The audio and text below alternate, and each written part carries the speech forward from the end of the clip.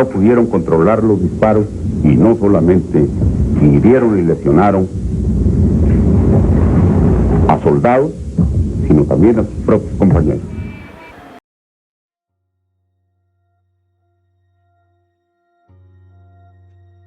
Y fue así como dijo esto en su defensa el expresidente Gustavo Díaz Ordaz.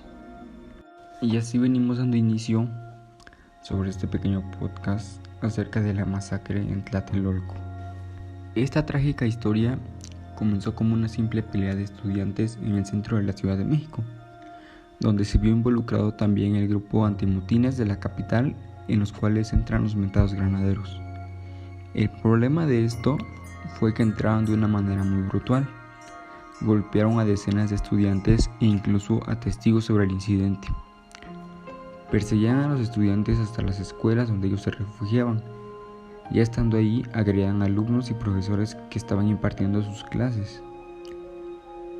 Era la fecha del 23 de julio del año de 1968, donde en esa época toda la policía mexicana tenía una mala fama de cometer abusos, pero sí fue muy excesiva con los estudiantes en esos días.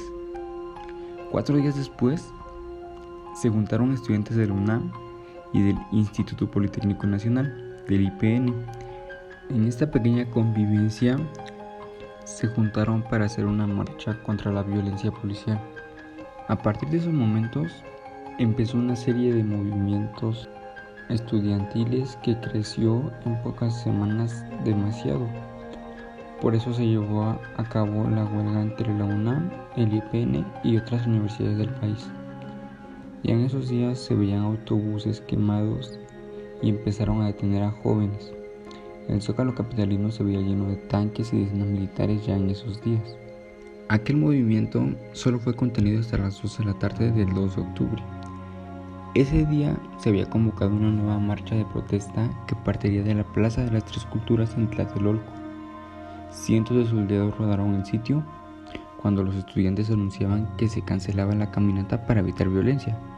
En ese pequeño lapso de tiempo inició una balacera contra la multitud.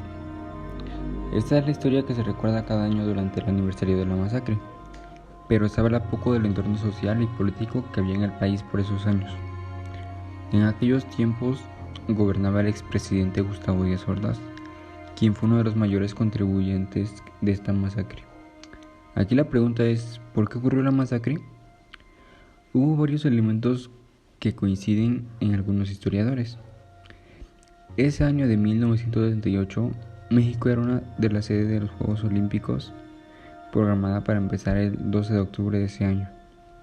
Semanas antes del evento, llegaron periodistas enviados por medios internacionales. Además, era la primera vez que los Juegos Olímpicos se transmitían por satélite a todo el mundo. Para ese momento, las protestas estudiantiles eran más intensas. Muchos periodistas empezaron a cubrir las movilizaciones porque no querían que se viera una mala imagen de México.